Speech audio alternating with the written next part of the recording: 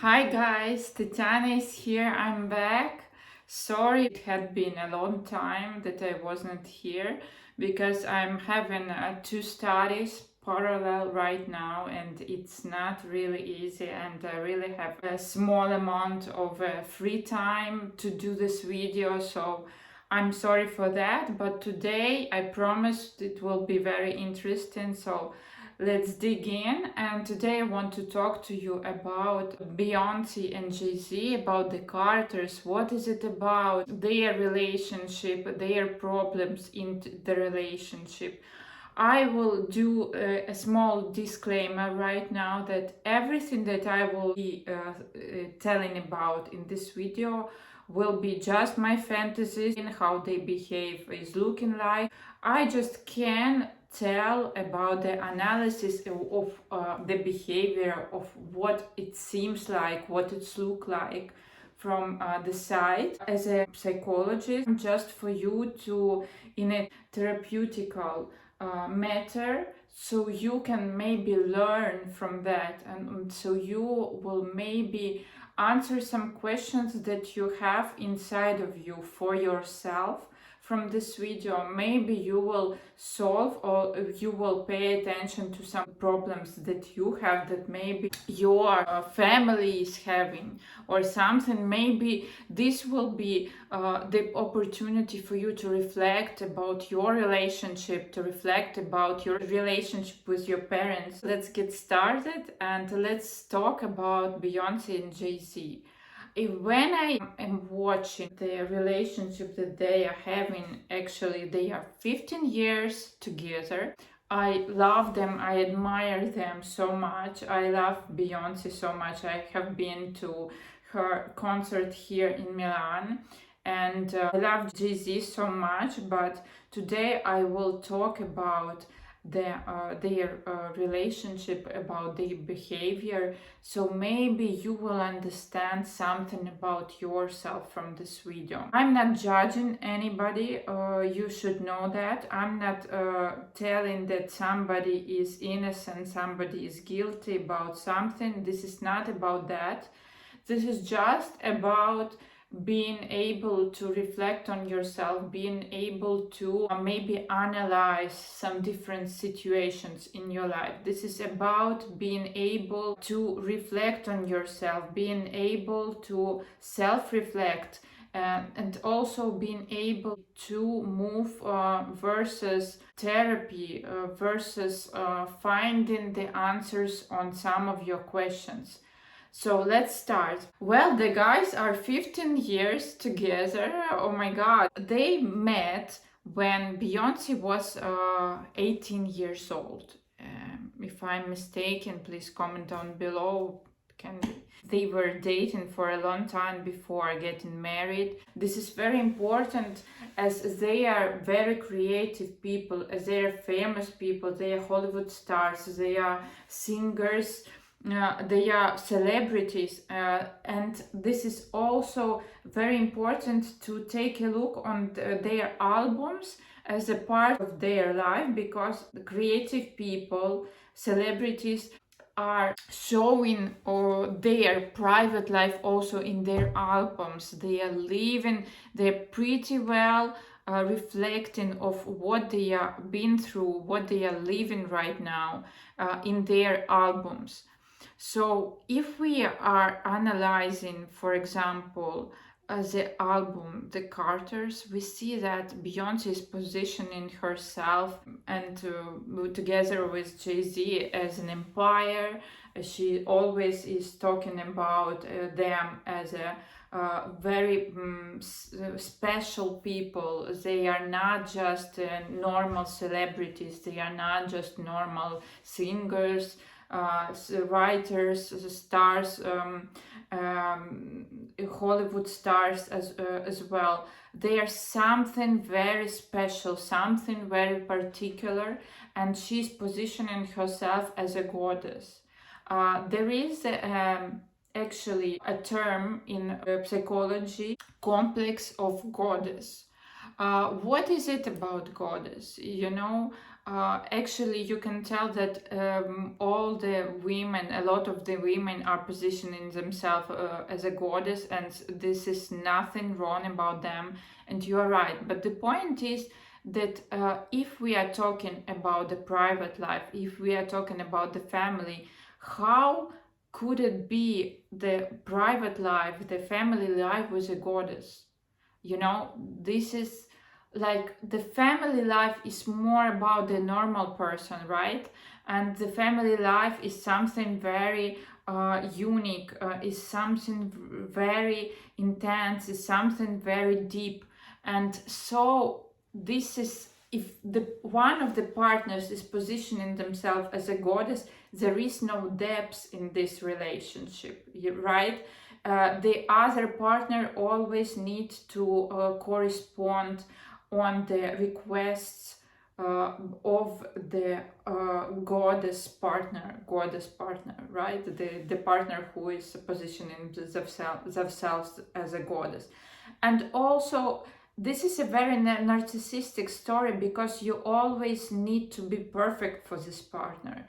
You cannot be fragile, you cannot be human, you cannot be imperfect. You always need to correspond on this request, and you always need to be perfect for the other person, yes, for the partner who is positioning themselves as a goddess. And so this is the very first difficulty that I see between them, because actually the Jay-Z is really down to the earth. He is like a normal guy. He is positioning himself or like that.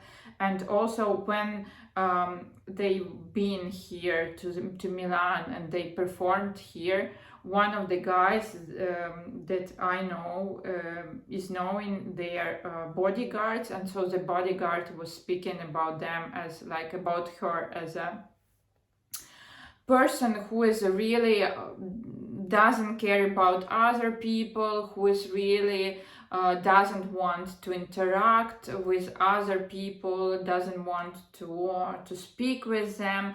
At the same time, Jay-Z is a really like normal guy. He's joking with guys. He's like, he can take some beer with the guys, and they are very different in this way. And so if the woman is positioning herself as a goddess and she's together with a normal person, you know, because Jay-Z is an easy guy. He's nothing about like, you know, being the king or somebody perfect, you know. This is kind of very, very, very difficult to correspond on this request of your partner. If your partner is asking you to be perfect, I mean, nobody can be perfect all the time. And so this is problem number one between them, that she's requesting him to be perfect because she's positioning herself as a goddess.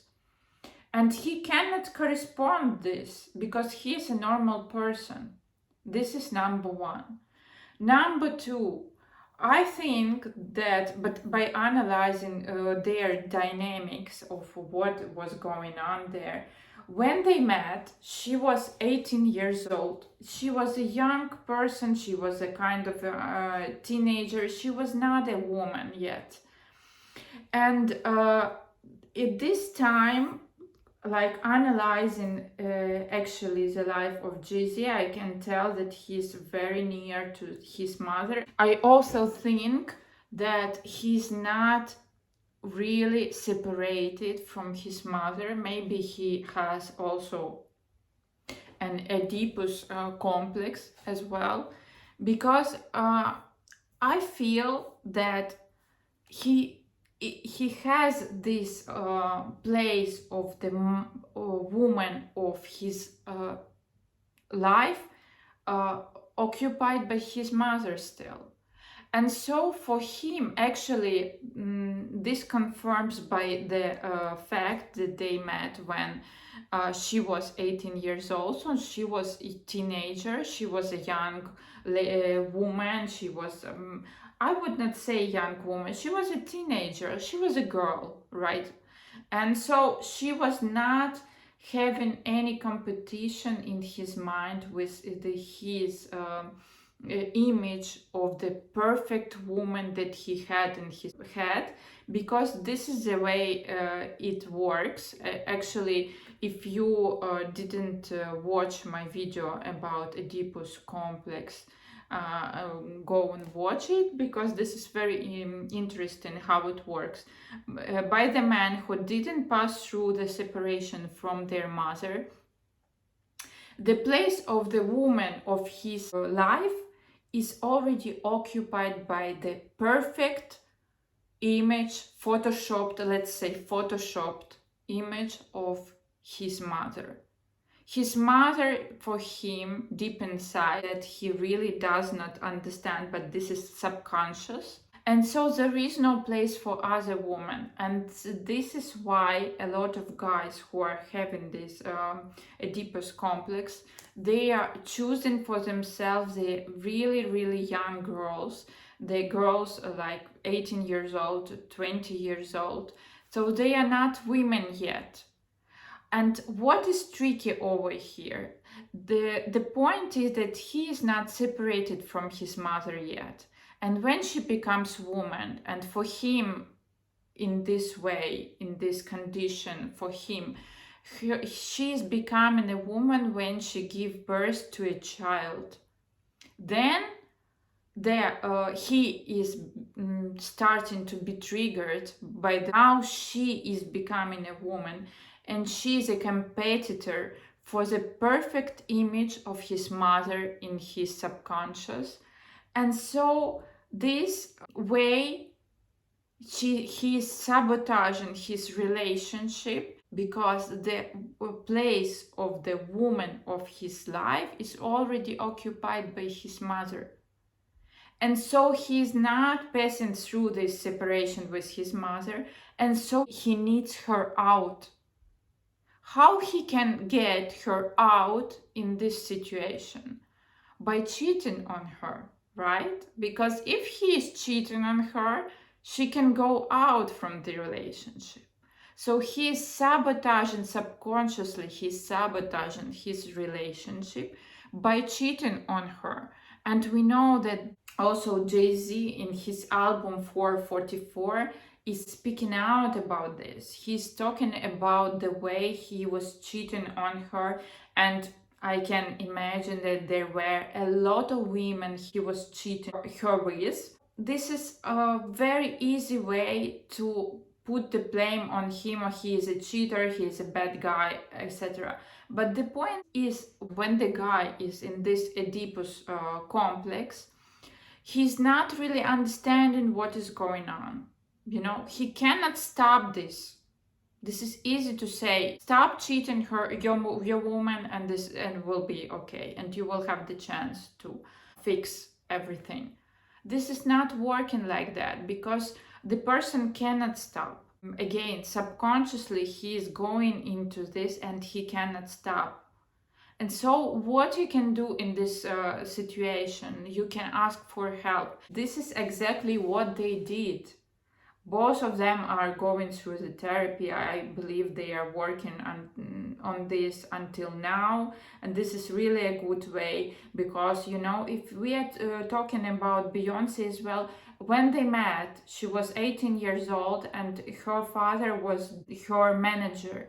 I can say, but what I see, that she was not separated from her father as well. And so she had this complex of Electra as well. And so he was not separated from his mother, and she was not separated from her father. And that is why they met and why they stayed together for all of this time, because they both were not separated, and so she attracted him and he attracted her.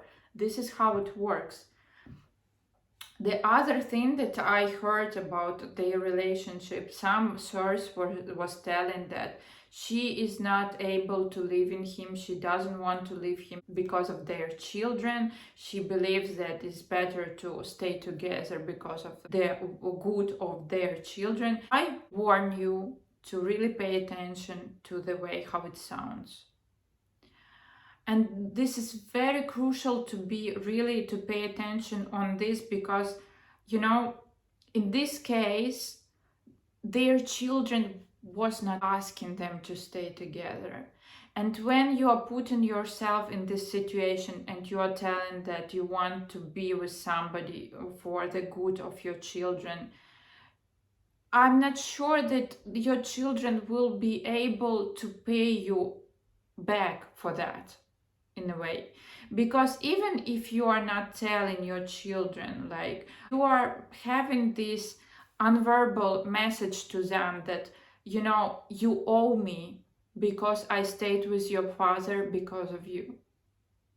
And so your children will rise in their life feeling guilty in a way, and feeling that they owe you because you stayed with your father for you, even if though they didn't ask you for that.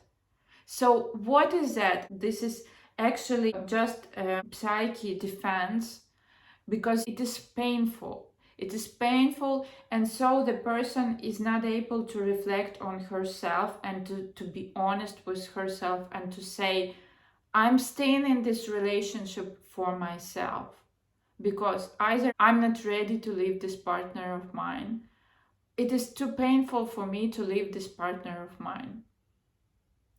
And so this person is projecting all of that on her children. This is just a justification that the person is choosing as a psychic defense, just to stay in this relationship. But this is very tricky place, because this will have a huge impact on your children. I repeat, even if you will never tell them anything, if you will think in your head like this way, you will transfer on them this responsibility. And remember, they never ask you to stay. The children of this person will grow up, they will tell, like, why you have been with my father all of this time if I didn't want you to be? I didn't expect you to be with my father.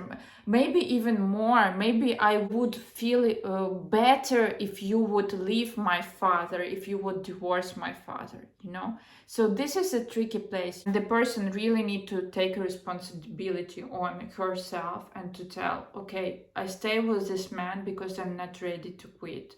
I'm not ready to leave him. It's too painful. Not now. I'm not ready. All other things, but to be honest with yourself and to really admit this, not to hide behind the backs of your children. If you're telling everybody that you stay with your husband just because of your children, just think about that, whether this is true, whether you are honest with yourself first of all, because this is not about your children, this is just about you. Also, the tricky place about Becky, right? At that moment that the Beyonce revealed this song about Becky with good hair, a lot of people from her fan club was attacking different women, thinking that they are Becky with a good hair, right? And Beyonce, I think this is a really passive-aggressive point from her, because she knew which will be the consequences after that. You know your fan club, you know that people are really defensive about you, you know that they will attack different women, and so she could have maybe defend some of these women.